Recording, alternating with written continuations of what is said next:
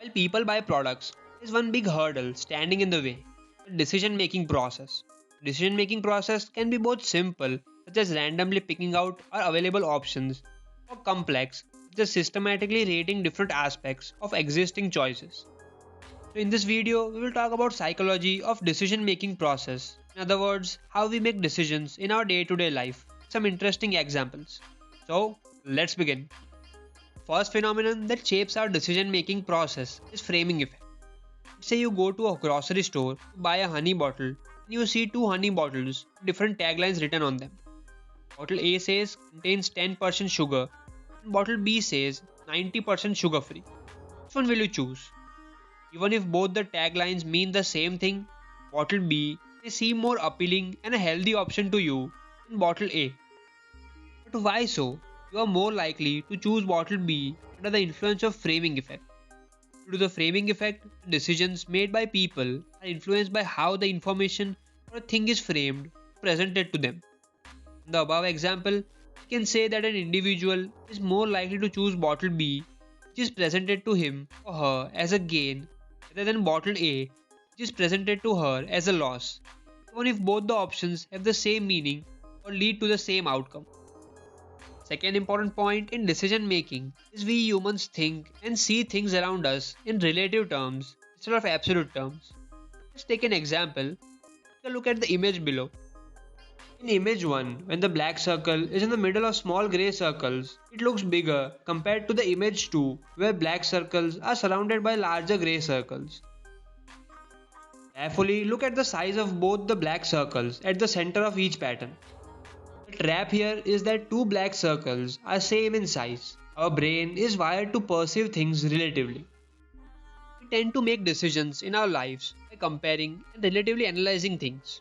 Not only compare tangible or physical objects such as flight tickets, shoes, books, we also end up comparing financial situations, jobs to jobs, and happiness to happiness. It's not to say that relativity is bad, it helps us make decisions in our lives, but at the same time, it does have its own dark side.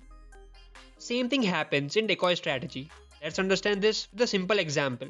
You are inside a cinema hall and go to the counter to buy a popcorn. You are given two choices: small popcorn for rupees 200 and a large one for rupees 350. What will you choose? You will conclude that the large one is very expensive and that you do not want that much popcorn, so you will buy the small one.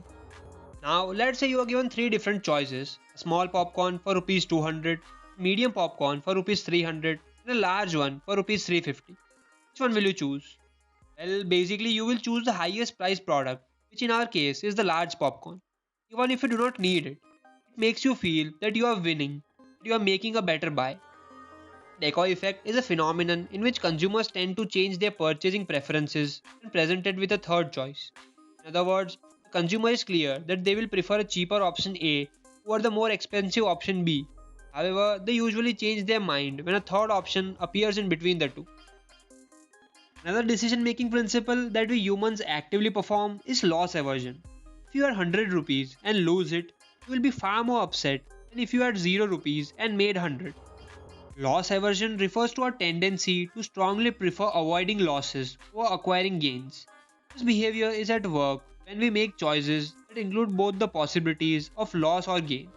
For example, in making investment decisions, we most often focus on risks associated with the investment rather than potential gains. Let's understand this with a simple experiment. If someone asks you to accept a bet based on a flip of a coin, the rules are: if the coin showed tails after flipping it, you would lose 100 rupees, and if it showed head, you would win 200 rupees. What would you choose? Well, this experiment was performed on some of the business owners. The result of the experiment showed that on average, people needed to gain about twice as much as they are willing to lose in order to proceed forward with the bet. That is, the potential gain must have been at least twice as much as the potential loss. Fourth phenomenon that shapes our decision making process is anchoring. Anchoring occurs when people rely too much on pre existing information, the first information they find when making decisions. For example, if you see a t shirt that costs rupees 1200 and see a second one that costs rupees 1000, you are prone to see the second shirt as cheap, even though there are a lot of differences between the two products. Anchoring is the common human tendency to rely too heavily on the first piece of information offered, that is, the anchor, when making decisions. Effects of anchoring are used in usual and quite effective way in marketing. Sellers always make the first move, fixing the price of the product or service, and gains advantage in the negotiation since your estimate of that product value will be unconsciously anchored on that price. Some of the key strategies for decision making include the single feature model. This approach involves hinging your decisions only on a single feature. For example, imagine that you are buying a soap faced with a wide variety of options at a local superstore. You decide to base your decision on the price and buy the cheapest type of soap available. In this case, you ignore other variables such as scent, brand, reputation, and effectiveness and focus on a single feature. This type of decision making is called single feature decision making. Single feature approach can be effective in situations where the decision is relatively simple and you are running out of time.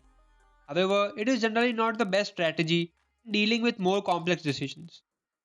Another type is the additive feature model. This method involves taking into account of all the important features of all the possible choices and then systematically evaluating each option. This approach tends to be better method in making more complex decisions. For example, imagine that you are interested in buying a new car. You create a list of important features that you want the car to have and you rate each possible options on the scale of 5. Once you have looked upon each option, you can then tally up the results to determine which option has the highest rating.